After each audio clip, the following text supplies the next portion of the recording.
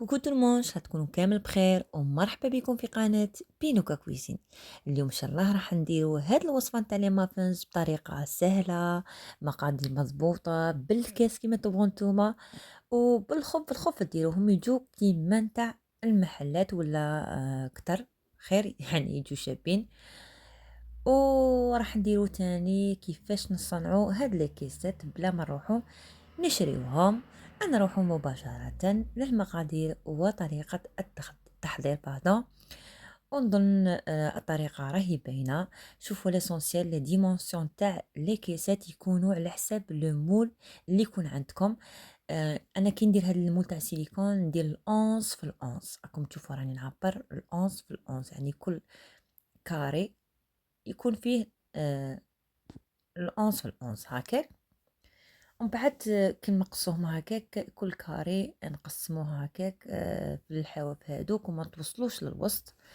ودي فوا كي نستعمل هذاك المول نتاع الحديد هذاك تاع بكري يجي كبير، ندير الكاطورز في الكاطورز. ونظن الطريقة راهي باينة بلا ما نعلق عليها، سهلة. كاين طريقة واحدة أخرى تاني بلا ما تمقصو، ومن بعد كاش نهار إن شاء الله كي نعاودو نديرو دي مافنز فاني نديرها نوريها لكم. ومن بعد تسقدوهم هكاك بالكاس، هذه الحاجة الأولى اللي ديروها. ومن بعد نروحو لاباط تاعنا نديرو فيها 3 حبات بيض يكونوا بدرجة حرارة الغرفة بيان سور، ونزيدو قرصة الملح، هوزمون ما نسيتهاش عليكم، ونزيدو كاس قل صبع نتاع السكر، كاس قل صبع نتاع السكر الهادي سكر كريستاليزي، تزيدوه غير بشويه وتطلعوه بالباتور عليكم حتى يذوب داك السكر والخليط تاعكم يبيض. ومن بعد راح نزيدو نص كاس نتاع الزيت، وقبل هادي نزيدو يا اما قشور نتاع الليمون يا اما لافاني يا اما باد داغوم. شوفوا الوصفه هذه توالمها باد داغوم تاع البارون يجو بزاف بنان، وهنا ما توفرش عندي درت باد داغوم تاع السيترون. دونك زدنا نص كاس نتاع الزيت، وراح نزيدو كاس نتاع الحليب تاني، زدنا غير بشويه ضربنا، وزدنا زوج مغارف كبار نتاع الكاكاو، والكاكاو يكون من النوعيه الجيده هكاك باش يجو بنان.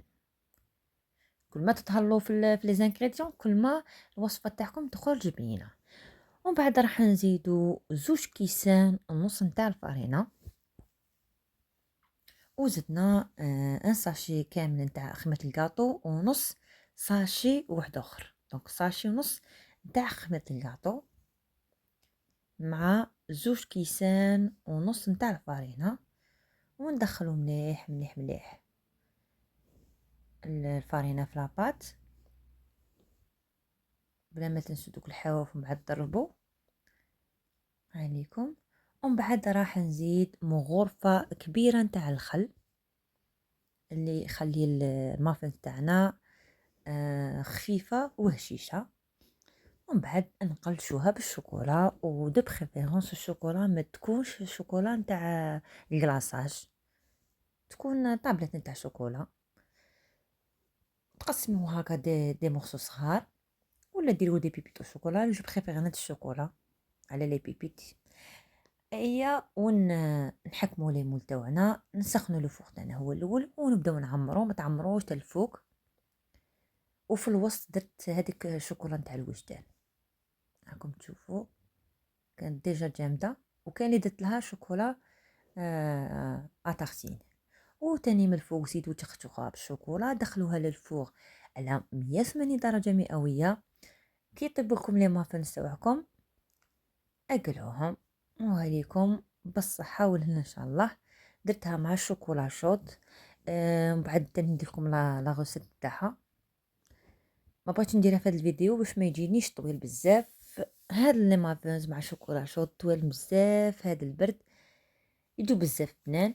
ولا بغيتو تزيدو تخطروهم تاني اوليو باش ديرو هذيك شوكولا المر. هي شوفوا الا كون باغيين كي تحلوا الحبه هكاك تسيح الشوكولا، لو فوغاج بلوتو الشوكولا اتارتيني ديروها حتى يطيبوا لي مافنز، تزيدوهم من التحت صح بالهذوك لي دو هذيك لادوي تجي طويله، هيا وفوريوهم باش كي تحلوا الحبه هكاك تسيح الشوكولا، باسكو كي طيبوهم بهذيك الشوكولا اتارتيني الداخل تبقى غير تما ما تبقاش تسيح.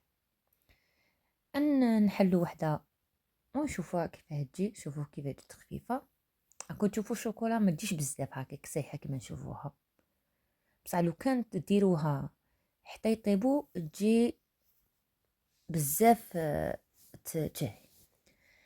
ان شاء الله تكون عجبتكم الوصفه، تهلاو في رواحكم ونتلاقوا ان شاء الله في وصفه جديده، تبقاو على خير.